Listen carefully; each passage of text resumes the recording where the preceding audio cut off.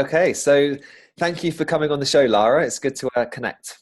Yeah, I'm happy to be here and I'm excited for our conversation. Yeah, I've been following you for quite some time, so I've been excited to be able to pick your Cool. brain on some Yes. things.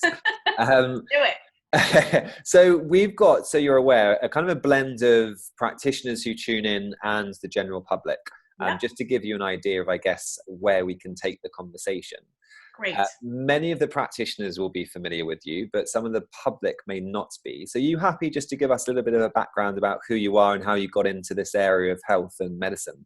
Yes, absolutely. So, my name is Lara Adler. I'm an environmental toxins expert and educator, and I work specifically with health practitioners, health professionals of all types to help them understand the links between environmental chemical exposures and the chronic health issues that their clients or patients are presenting with, or that the entire world is dealing with in some capacity, so that Mm. they can have another way to support that sort of health transformation for the people that they serve.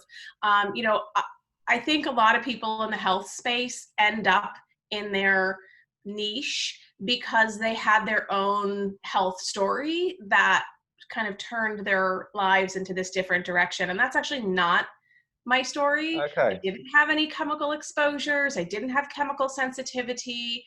I kind of stumbled into this space on accident, sort of. So, I was always interested in health and nutrition. I had a whole different career that just wasn't really for me. And eventually I found, health coaching, and I said, oh, well, here's a great way for me to kind of flex my nerdy muscle around nutrition and health, because it's just, what was my personal life. I did that anyway. And so I went and got trained as a health coach, started doing work in that area. And I quickly started to see clients that no matter what they did to lose weight, which was the primary kind of focus of my health coaching business at the time, a couple people, they did everything. And those same things worked for other people, but it didn't work for these two people that I had. Like, they didn't lose weight at all. And I was like, I've got to be missing something here. And that's really where I kind of cracked the door, stepped into this environmental health space, because I learned about chemicals and the way that they can interfere with metabolism in ways that can lead to both weight gain and resistant weight loss. And it just completely blew my mind, because up until that point, I'd spent a year in nutrition school, supposedly learning about all the things related to health, not in a very deep manner, but a sort of cursory look at all the things. But I'd also spent 10 or 12 years in my personal life, like, reading all the books that I could find about nutrition. And this just wasn't discussed. Environmental chemicals weren't discussed. And the more I started to dive into the literature and look at all of the different ways in which our human health and animal health and environmental health is affected by these chemicals, the more it really shocked me that literally nobody that I was surrounded by, health coaches, nutritionists, even naturopathic doctors, like, they were like, huh? I don't know anything about that. And it just struck me as like a huge, huge glaring hole. And I found out later that that is actually there is a massive glaring hole in the academic realm for health professionals, even for medical doctors. They don't have very much training in this at all. And when they do, it's typically in things like cigarette smoking or drug abuse, or maybe even some occupational exposures, but no one's, teaching our medical doctors anything about these chronic low dose exposures. So it's a fascinating, infuriating world. And it's been really exciting for me over the last 10 years. I've been teaching for 8 years. It's been really exciting to see the conversation just completely transform in that time. There Great. was really not that many people talking about it when I started, and now it's a huge topic of conversation. Consumer awareness is a lot higher than it used to be, and it's amazing. So that's a good thing in my opinion. So yeah, Yeah. that's sort of the roundabout way I went to land up in this space. No, that's great, and I'm glad that it isn't a personal experience that led you Yes. here. Although the irony here is now I'm dealing with mold, so it's Oh like no. the teacher becomes the student. Yeah. Um, So, I live in the Pacific Northwest where everything is moldy. So, Okay. And you've got the knowledge, I'm sure, yes, colleagues as well who can yes. share some additional insights, Oh, etc. absolutely. Absolutely. Yeah. Okay.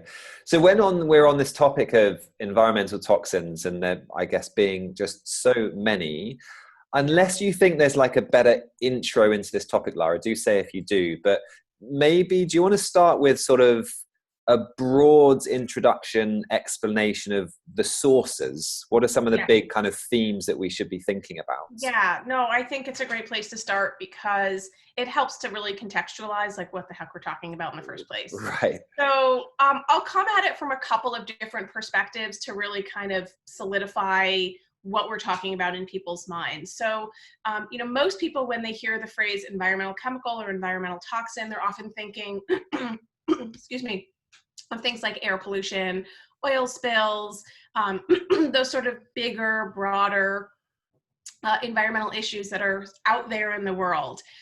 Those are all environmental toxins, and those all can directly affect us.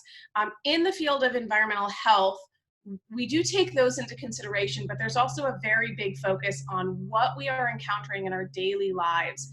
This chronic exposure to the chemicals that we unintentionally bring into our homes, on the products that we buy, on the food that we eat, in the water that we drink. So like there's exposures that are happening everywhere. Mm.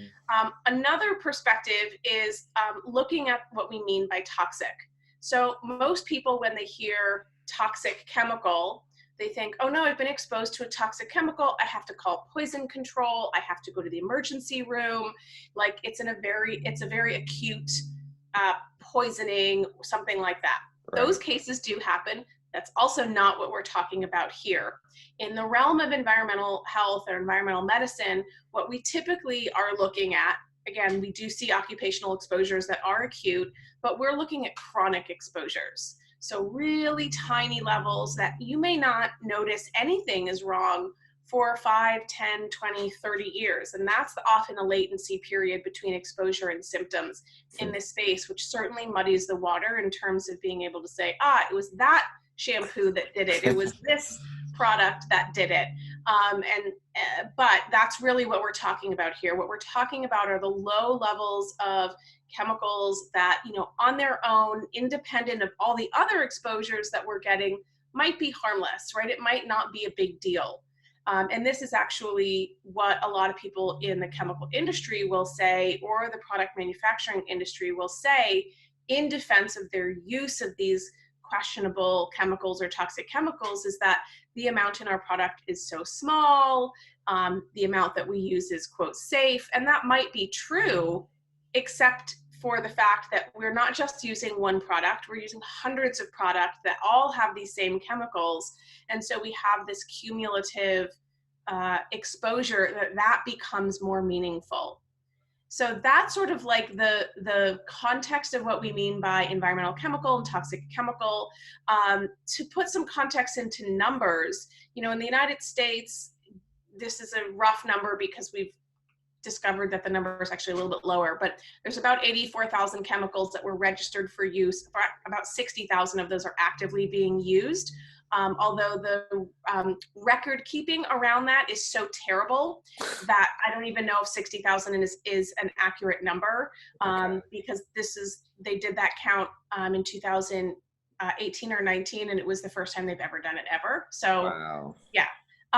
Globally, we're looking at 100,000, 150,000 chemicals that are used in consumer products. Not all chemicals are bad. Everything is a chemical. I like to put that out there right away. I actually just posted about this on Instagram. Everything is a chemical. So the air that we breathe is a chemical. The water that we drink, the hormones in our bodies are chemicals. What we're talking about are not all chemicals. We're talking about chemicals that cause harm. Right? And that's what this bubble focuses on, the ones that cause or that we suspect to cause harm to humans, to animals, to wildlife ecosystems. And so, we've got all of these thousands and thousands of chemicals. Unfortunately, the majority of those chemicals have never been adequately tested for safety. So here in the US, it's a little bit different in the EU, but here in the US, we have no legal requirement for companies to make sure that the products that they make or the ingredients in their products are safe prior going to market. They don't have to, they can put whatever the hell they want in, right? They don't need to disclose it in many cases. They don't even need to tell people on the label that it's there.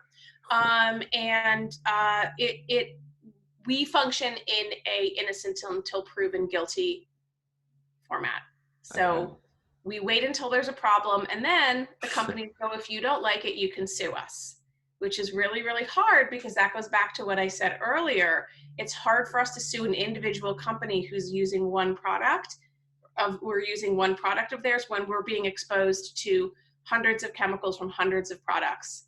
So it's a very rare situation, which is why, I don't know if you've been following the Johnson & Johnson talcum powder and ovarian cancer case here in the States. No.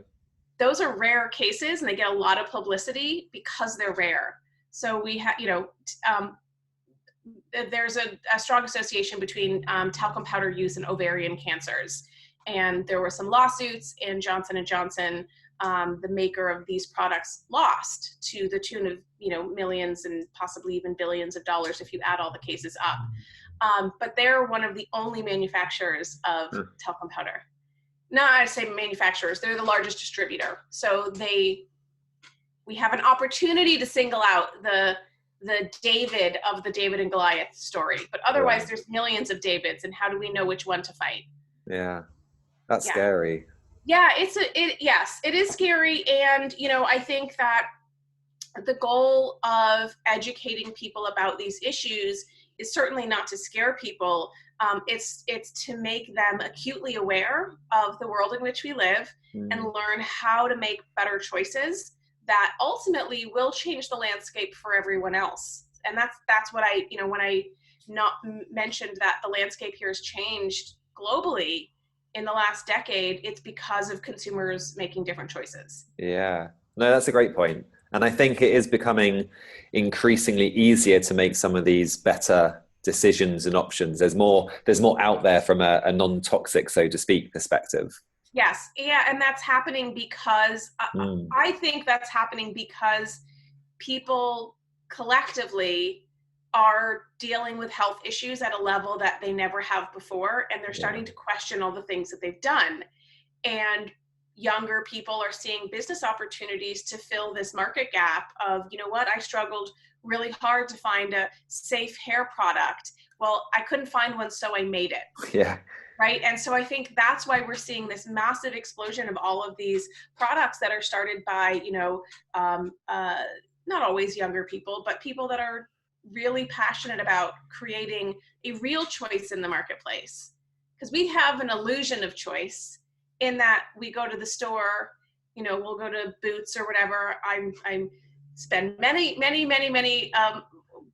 times in my life spent in England. So I love it there. Anyway, but like you go to, a big store that has, lots of shampoos, and you're like, oh, I have so much choice. But you don't really, because they're all made with the same crap ingredients. So it's an illusion that you have a choice. And now that's starting to shift, that we have these better companies, starting these better products. Yeah, absolutely. And I guess, from a product perspective, getting to, I guess, the day-to-day interaction exposure we get. Obviously, we've mentioned a lot of cosmetics, but kitchenware, etc. There are all these other sources as well, aren't there? Yeah, I mean, there's unfortunately, yes. There are a lot of places that we're being exposed. Certainly, what I like to do when I'm working with individuals, or how I teach my practitioner students to work with individuals, is to start with the things that are free to address and the things that are easy, because there's a lot of exposures. If your kitchen cabinets are made with particle board, if you have laminate flooring, those are really hard to deal with. They're exposure sources. They may or may not be meaningful, but they typically are exposure sources to chemicals like formaldehyde, which are carcinogens. And so for people that are sensitive, or people that are dealing with chronic health issues, that exposure might be meaningful, but it's also really, what are you going to do? Are you going to rip up your floors? Right. No. So it's not helpful to have, to have this big doom and gloom conversation if we're not pointing to immediate action steps that people can do. And that's why I like to start with doing the things that are free and easy. And for me, the number one free and easy, which is actually saves you money, it's not only free, but it will save you money, is for people to not buy scented candles, air fresheners, home fragrances, Febreze, those kind of furniture sprays. Those products contain chemicals, volatile organic compounds, but they also contain phthalates. Phthalates are a plasticizer. And in those type of scented products, they actually serve as a solvent and fixative for the fragrance that we're smelling. So we think it's benign, but phthalates are an endocrine disrupting chemical. So they block or mimic the role, estrogen in particular, but also other hormones in the body. They can block or mimic our natural flow of hormones. So they're referred to as xenoestrogens or foreign estrogens or endocrine disrupting chemicals. And if you are breathing it, it is entering your body. So that's these are chemicals that 98% of people have in their bodies already, which sucks. But the good news is, I try to find the good news and share it in this conversation because it can be dark. The good news is that our bodies actually can metabolize chemicals like phthalates very quickly. So some chemicals have a really long half-life. They stick around for 5 years, 10 years, 20 years. They're really hard to get rid of. Other chemicals like phthalates, we actually can pee them out in like 24 to 48 hours. Okay. Which is great, right? It shows that our body does have an inherent capacity to eliminate a lot of these chemicals that are concerning. However, the reason why 98, 99% of people have phthalates in their bodies is because we're constantly being exposed. So we're being exposed to them at a rate that's faster than we can get rid of them. Okay. And that's because we saturate ourselves in these synthetic fragrances. So it's certainly not just in your scented candles, in your shampoo, in your personal care products, in your household cleaners. But let's start with what's free and easy and just stop buying those. Don't burn those types of candles. If somebody wants to have candles for ambiance, then use a beeswax candle that's unscented. Okay. Yeah. Awesome. Yeah, so that's like a really big place where I think people can have a lot of impact. Here in the US, I'm sure it's the same everywhere, really. The quality of our air in the home environment is actually really terrible. So the Environmental Protection Agency has found that the air inside your home can be 5 to 10, all the way up to 100 times more polluted than air outside. Yikes. Yeah, so we spend a lot of our time in our homes, right? We spend 60% of our lives in our homes. We spend 90% of our lives in the built environment, meaning in our office, in our car, or in our home. More than 90%, at least here in the States, which is really sad. So the bottom line is go outside.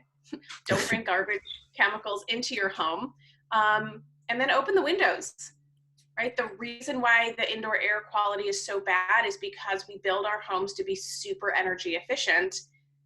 That started in the 1970s. And the result is what's called sick building syndrome, when people feel worse inside their homes. And the reason for that is because we have all of these goods and materials that are off-gassing chemicals, and we're not letting those off-gassed chemicals escape. So opening the windows can actually be really is really easy, but can be a great way to kind of get more air exchange and clean up the air inside your home. So that's like a really simple one. I'm loving this. Free and simple. Yeah, free and easy, free and simple. We want people to be like, oh, I can do that. Yeah. Because if they feel like, if I came and said, okay, well, the first thing you have to do is get rid of your mattress, and then you have to rip up your flooring, people would go, forget it, I'm out. Thanks for nothing, right? Thanks for scaring the crap out of me. So we have to start with free and easy. get people like, okay, I can do that. Then I really encourage people to look at their food, right?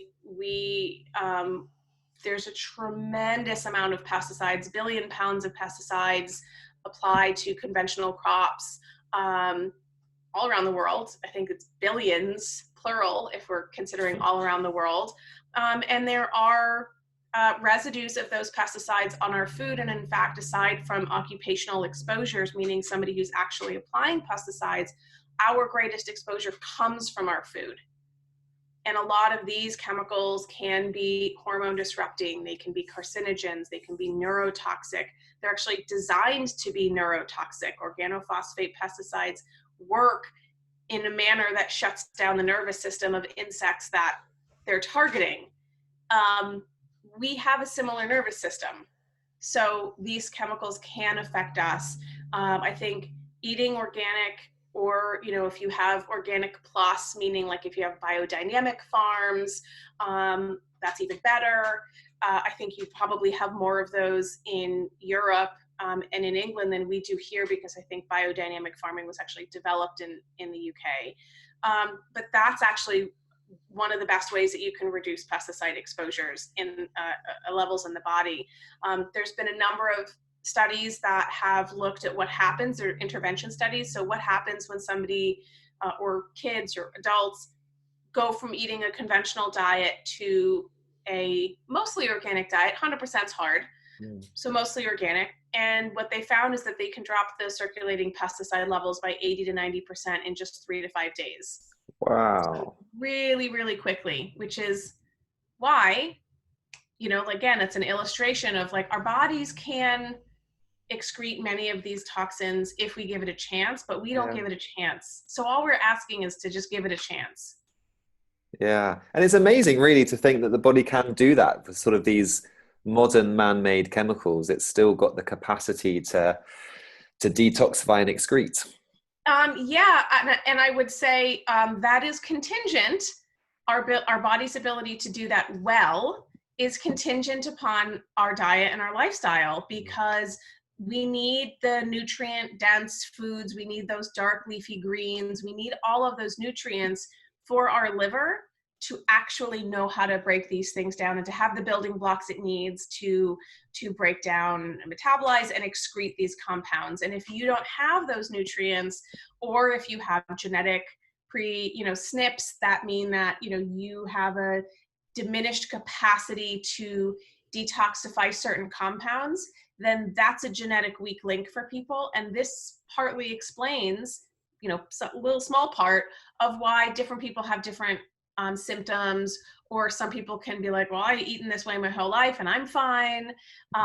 And so we have a lot of variables that can determine our capacity for detox. And not everybody, like is everybody's liver functioning perfectly? I would wager that no, they're not.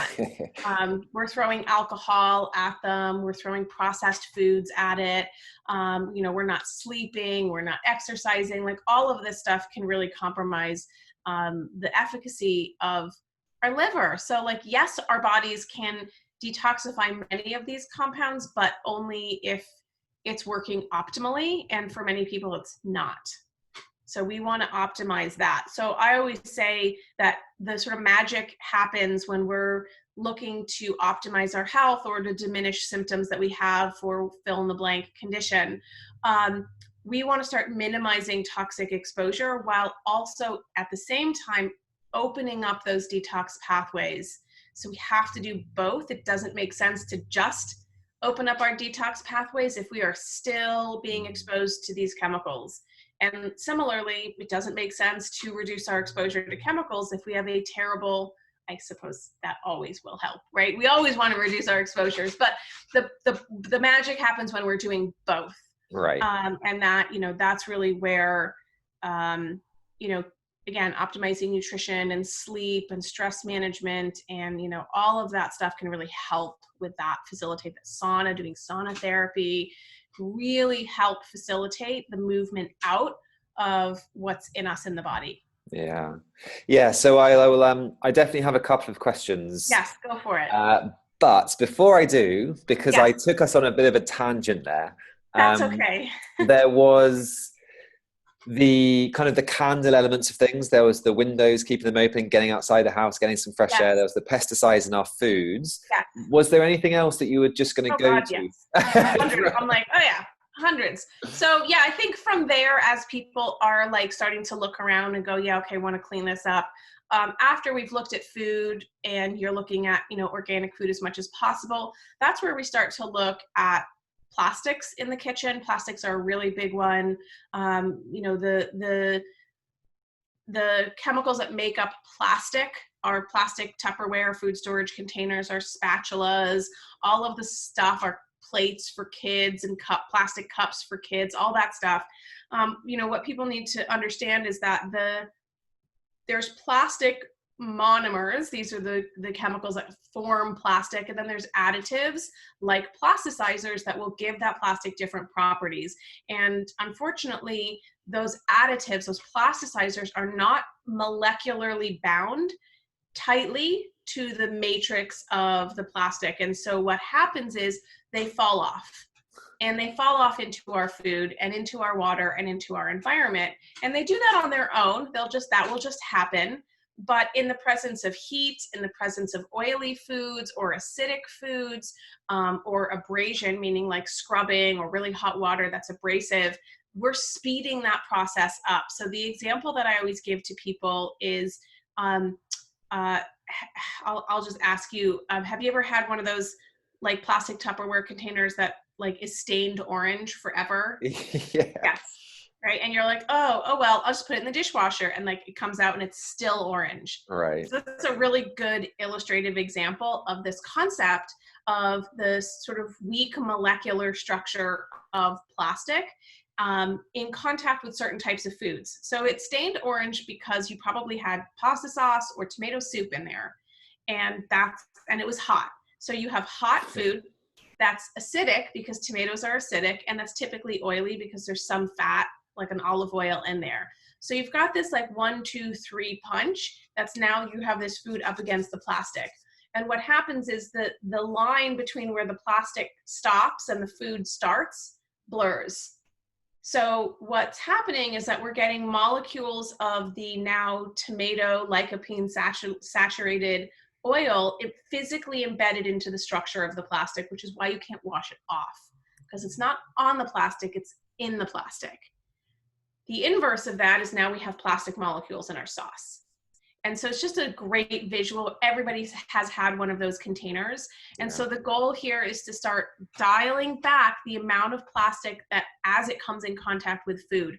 I don't want people to think plastic is the enemy, because plastic certainly has made our lives better and easier and safer. Our bike helmets, our motorcycle helmets, these all are made of plastic materials.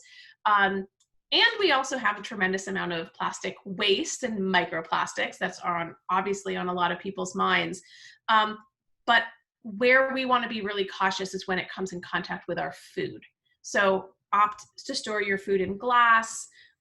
If you can, buy your food in glass. So if somebody's buying sauerkraut, don't buy it in plastic because your sauerkraut has a really high pH.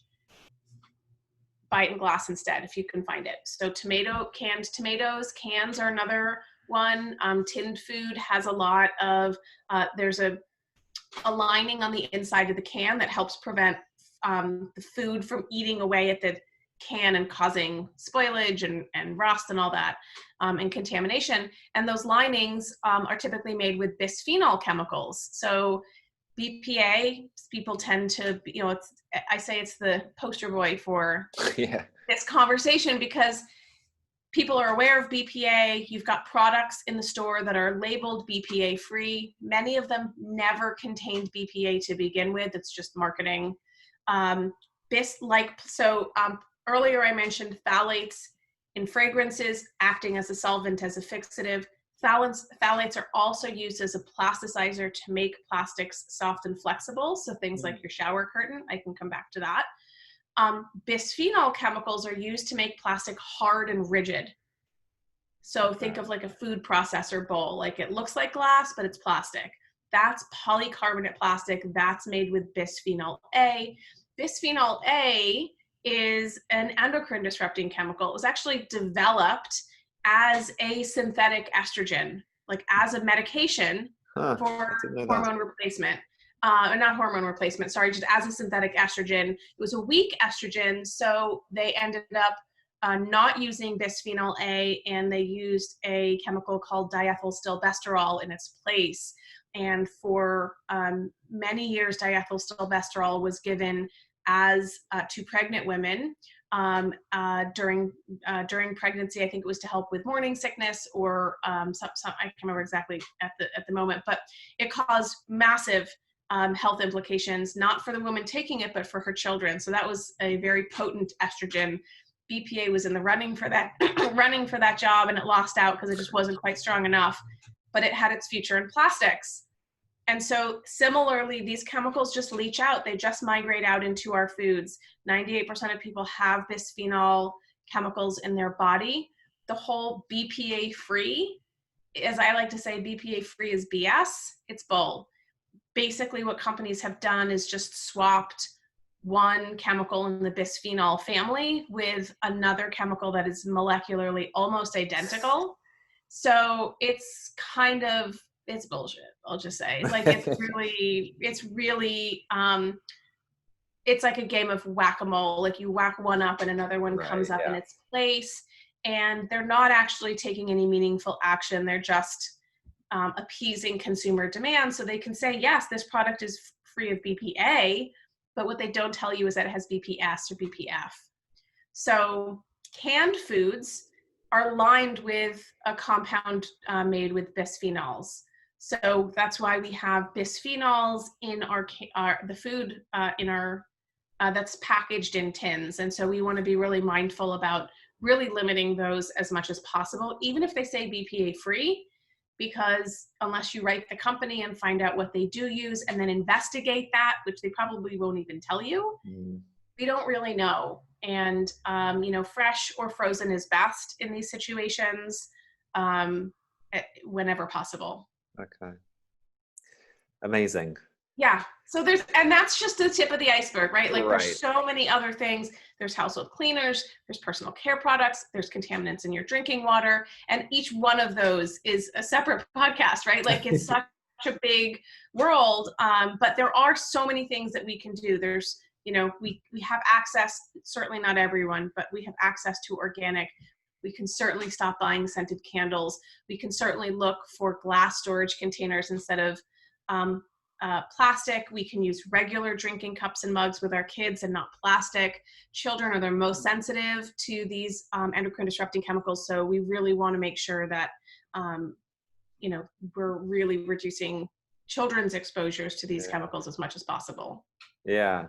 And I assume that moving on to sort of paid things, that a water filter would be a pretty high up there consideration. Well. Yeah. So a lot of people, and that's why it's not first, right? So it's definitely important. There are hundreds and hundreds of unregulated chemicals in the drinking water here in the United States, but certainly all around the world. The big, topic of conversation at the moment is all the perfluorinated compounds that are showing up in drinking water. These are PFAS chemicals, perfluoroalkyl substances. These are the nonstick chemicals that are used in your Teflon or nonstick pan. They're also in your Gore-Tex raincoat and your stain-resistant carpet and couches.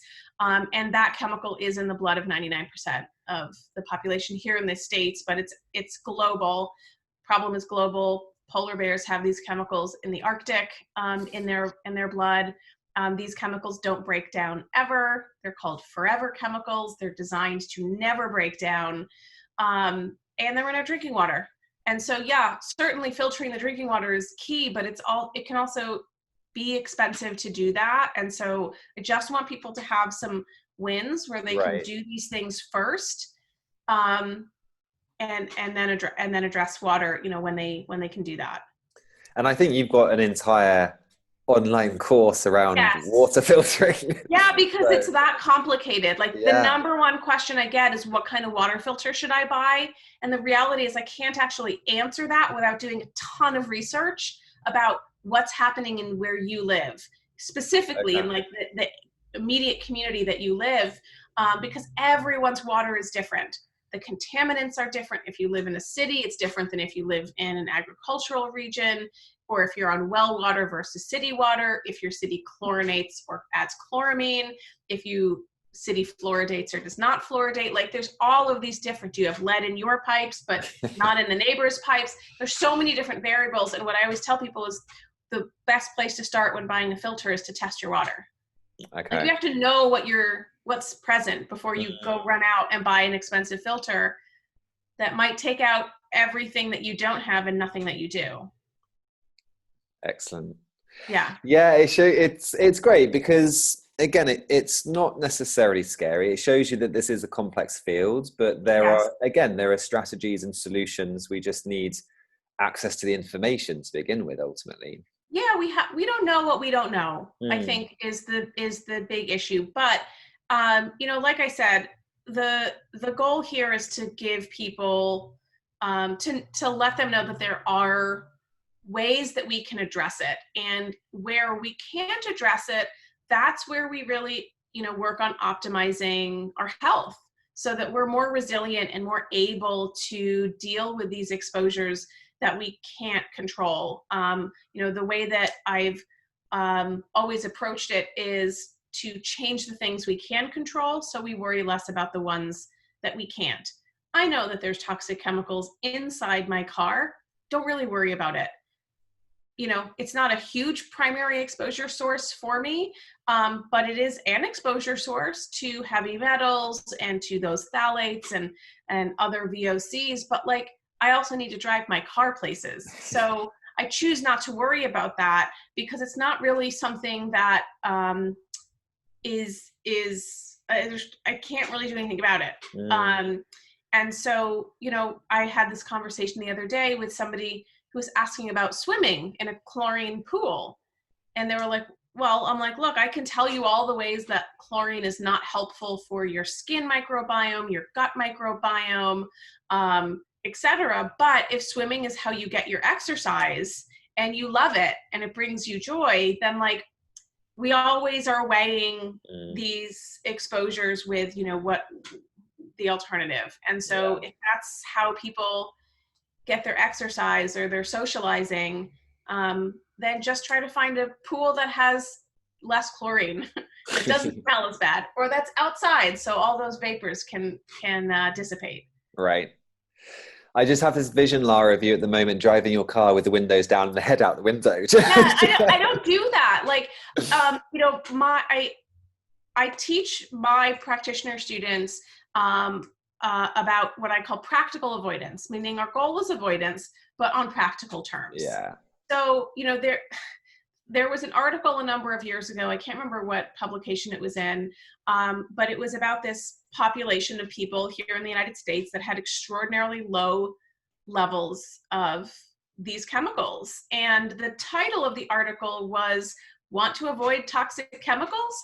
Drop out of modern society." And the article highlighted a old order Mennonites, Amish, Christian sect or whatever, in Pennsylvania Dutch country, that they ride horse and buggies, they don't have cars, they don't use deodorant, they make their own products, they farm their own food. It's a very small, isolated community. And like, I don't think that we have to do that.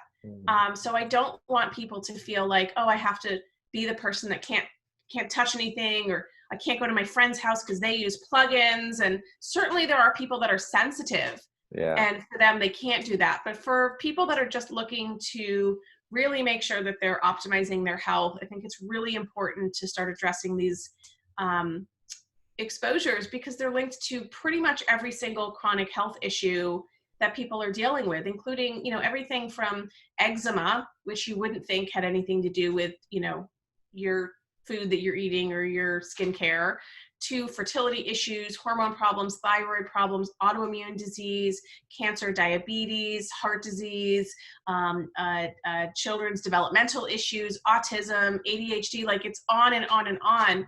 There's a very large body of research showing that many of these environmental chemicals have pretty strong associations and links to those health issues. So kind of doesn't matter what people are dealing with. I think it's really important that we start just kind of turning the dial down whenever we can. And if it takes a year or 5 years or 10 years, great. Just keep moving in that direction. Yeah, no, definitely. I think that is a really important message. And with time, well, being mindful of time, Lara, Yeah. thinking we've covered to some degree sort of the exposures and some of these things that we can do to limit the exposure. Would you be happy to touch on some of the things we can do to support the elimination once we have been exposed? Absolutely. Yeah, I mean, I think, we just want to think of our sort of organs of detoxification. It's our liver and our kidneys and our colon and our skin, our lymphatic system, and to some degree our lungs as well. The number one thing, honestly, is pooping. If people are not pooping, they are not, like, that is our waste product in the body, and it actually includes a lot of the fat soluble toxins that we are trying to get rid of. And if somebody's not pooping, that is our number one objective, is getting them to go at least once a day. If you can get twice a day in, great, because that's actually helping to facilitate literally getting rid of it out of our body. Like, that's where it goes. So that really is the number one objective, is to get people pooping. I was doing an Instagram live with somebody recently, and we were talking about this, and somebody in the comments said, I go once every 3 weeks, and we just about died. Oh, We were wow. like, no. And we have to remember, for those of us that are in the health space and we're eating all our vegetables and our fiber rich foods, and we don't really pooping, great, whatever. For some people, it's very normal for them to, not poop. They poop maybe every once 3 or 4 days, and that's normal for them. I should say that's what they're experiencing. It's still not normal. And so that really is the number one objective. As I say, number two is actually number one. Our number two is number one. So we want to poop first, make sure that that's happening. I think a lot of people, particularly practitioners that are in the holistic, functional, integrative space, they love to jump in to support the liver, but the liver is upstream of the colon. So if you start opening the floodgates in the liver of releasing all of these toxic compounds, but you can't actually get them out via poop, those chemicals are just going to recycle back into the body. So we want to get pooping first, and then it's about, eating those cruciferous vegetables, your cauliflower, your cabbage, all of the Brussels sprouts, and then getting those alliums in, your onions, your garlics, your leeks. Those are really, really good. They're sulfur containing. We need those for our sulfation pathway for detox. We need nutrients like selenium. We need these nutrients to help facilitate getting those things out, because those are all fibrous. They also help with the poop. So it's sort of like a 1-2. So making sure that we're pooping, making sure that you're staying hydrated. So urine is the other pathway for toxins, water soluble toxins, to now exit the body. So if you're chronically dehydrated, that's a problem, right? So peeing and pooing are numbers 1 and 2 in reverse order. And then from there, I think sweating is so important. Now, people will often say, oh, you don't really release anything in sweat. It's just minerals. That's not true. There's many, many compounds that release through sweat, or that are excreted through sweat. And there are some compounds that are actually preferentially exiting the body through sweat versus urine or serum. Okay. Exit the body in serum, but they're found in serum. And so when you look at these blood, urine, sweat studies, these BUS studies, they're finding, urine, there's not that much of this chemical coming out, so there's not that much in the body. That may not be true. It's just not leaving the body through urine. It might leave through sweat. And the regular sauna use is amazing for overall health. It's linked to reductions in all-cause mortality. That means all types of reasons of death. Regular sauna use reduces those. So it's great for just overall health, but it's excellent for detoxifying a lot of these compounds, including these bisphenol chemicals, including some heavy metals, including mold. And so we want to make sure that we're incorporating sauna. It's a great way to help move toxins out of the body. Things like dry brushing, stimulating the lymphatic system is great. So the lymphatic system in our heart has a pump and it pumps blood through our body. The lymphatic system doesn't have a pump. It requires body movement. So this is why like going for a walk is so important. It's why physical activity is important, because it moves our lymph fluid, and the lymph is like the garbage disposal body of the in the body. So imagine if all your garbage or your garbage men go on strike because they're not working. They're like, we're slowing down. What's going to happen? You're going to have trash piling up. It's going to be a nightmare. And so we want to make sure that that lymph fluid is flowing, and it's able to push out the waste that it needs to. And we can do that by dry brushing just before you get in the shower. That helps to stimulate that lymph flow, which can help to eliminate waste in our cells and in our lymph fluid. Amazing. Yeah, so those are sort of the big ones that we can do every day. Yeah, absolutely. I'm going through a huge sauna craze at the moment. Oh my God, it's the best. It is. I generally feel quite euphoric after some sessions. Yes. Yeah. And I think, we always want to we always want to shower after the sauna. So if people are doing a sauna at a gym and they're like, I'll shower when I get home, don't. You're just going to reabsorb all the crap that you just sweated out. Go shower immediately and then go home. But yeah, I mean, it's amazing feeling. It feels wonderful. Yeah. When you have a really good sweat session, you feel invigorated afterwards. Personally, but you also have to rehydrate with some minerals and make sure that you're doing that, because we don't want to get dehydrated. And certainly there are some contraindications for some people with sauna, but for generally speaking, for most people, it's fine. And I encourage it. Our skin is our largest organ. It's not our primary detox organ, but it is a detox organ. But it is our largest organ. So let's take care of it. Yeah. And actually, it's really interesting. I would say that one of the most common symptoms I see in my clientele just at large is they don't sweat. Like they're the cold people in the room. They're always they're one wearing the scarf and the jumpers, and for various reasons, I guess, from thyroid dysfunction to mitochondrial stuff, etc. So it seems, sauna is the thing that is going to get them sweating ultimately, because they're not doing it otherwise.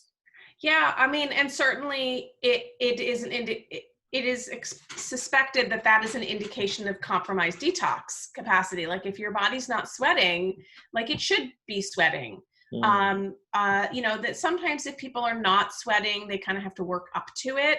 Like it might take them a couple of weeks of regular sauna use before like the, faucet turns on, so to speak. And then you're like, oh yeah, and you're dumping sweat. And that feels good. I know people that don't sweat at all. They're like, I'm not a sweaty person. And I'm like, not necessarily something to brag about. I'm like, I know you think it's lucky because you don't have to worry about what you're wearing out on a summer day or whatever. But I am curious when I see people who have those problems where they're like, I don't sweat ever. Yeah, I mean, I was one of them. I could be in a sauna for 10, 15 minutes and be bone dry sometimes. It was that bad. And how long did it take you of regular, did you like do regular sauna to get up to that? So I've done it sort of more sporadically. The last sort of couple of months, it's probably on average 4 days a week. Yeah. And I've definitely noticed even within that time that my rate at which I start to sweat is improving. Great, excellent. And you probably feel better now coming out of a good sweat session than you did when you first started, where you're like, well, I was just hot and uncomfortable. And nothing happened. Yeah, that's actually very true. I definitely feel like my tolerance has improved.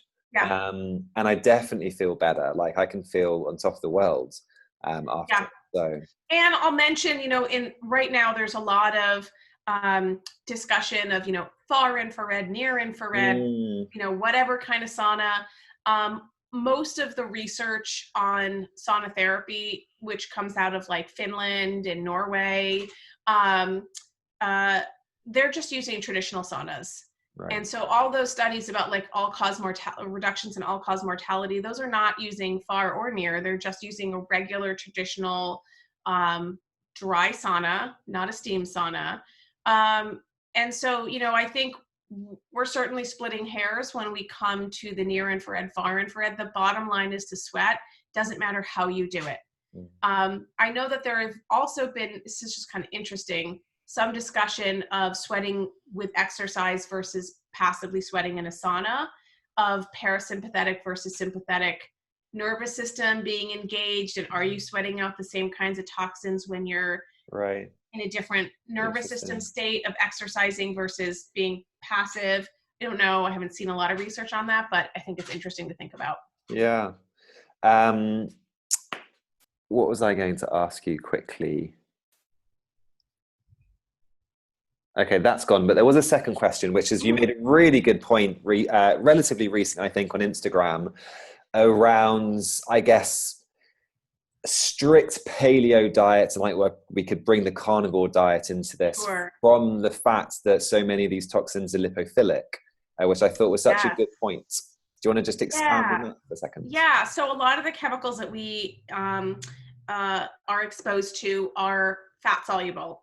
They're lipophilic. They are attracted to and they live in adipose tissue, and not only of people but of animals. And so there are some contaminants like PCBs, for example, polychlorinated biphenyls, that will hyperaccumulate in the fatty tissue of animals. So those are actually our primary source of PCBs, and dioxins are in animal fat-based foods. So cheese, dairy, any dairy, meats, fish. And there's a study that was looking at the hyperaccumulation in water of PCBs, and that the fish can actually have 1,000 times more PCBs in their tissues than the concentration in the water, because they're sponges for it, right? Okay. So those fat soluble toxins are looking for a place to go, and they live in our adipose tissue. And so when we are consuming a lot of animal foods, and unfortunately for a lot of these